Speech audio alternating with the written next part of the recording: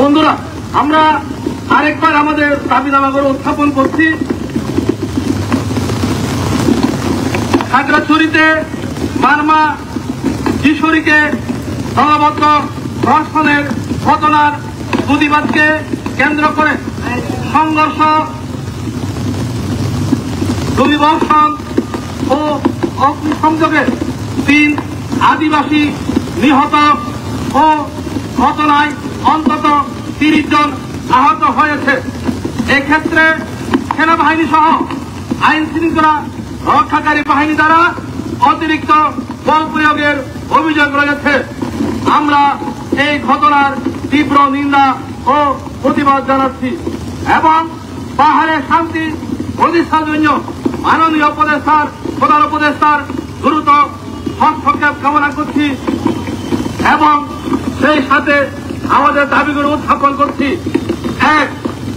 খাগড়াছড়িতে মারমা কিশোরীকে দলবদ্ধ ধর্ষণের অভিযোগে দ্রুত, স্বচ্ছ ও নিরপেক্ষ তদন্ত করে অপরাধীদের শাস্তি নিশ্চিত করতে হবে এবং নির্যাতিত কিশোরী ও তার পরিবারের সর্বোচ্চ নিরাপত্তা নিশ্চিত করতে হবে।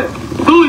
সংঘর্ষে প্রাণহানির ঘটনায় সেনাবাহিনী ও আইন শৃঙ্খলা রক্ষাকারী বাহিনীর মাত্রাতিরিক্ত বল প্রয়োগ এবং মদদের অভিযোগের বিষয়ে একটি স্বাধীন তদন্ত কমিশন গঠন করতে হবে।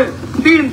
নিহত ও আহতদের পরিবারকে সুরক্ষা, যথার্থ ক্ষতিপূরণ, চিকিৎসা ও পুনর্বাসনের ব্যবস্থা করতে হবে।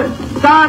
পাহাড়ের দীর্ঘদিনের সামগ্রিকরণ নীতি পর্যালোচনা করে শান্তিপূর্ণ রাজনৈতিক সমাধানের পথে এগোতে হবে। 5. পাহাড়ে অবাধ তথ্য প্রবাহ নিশ্চিত করতে হবে যাতে ভুক্তভোগীদের কণ্ঠস্বর দমন না হয় এবং জনগণ তথ্য জানতে পারে। 6. খাগড়াছড়ি ও গুইমারার গোদাবরী তদন্তে নাগরিক সমাজের প্রতিনিধিদের যুক্ত করে উচ্চ ক্ষমতা সম্পন্ন কমিটি গঠন করতে হবে। 7. হত্যার শিকার হওয়া প্রতিটি পরিবারকে কমপক্ষে 50 লক্ষ টাকা ক্ষতিপূরণ প্রদান করতে হবে এবং 8.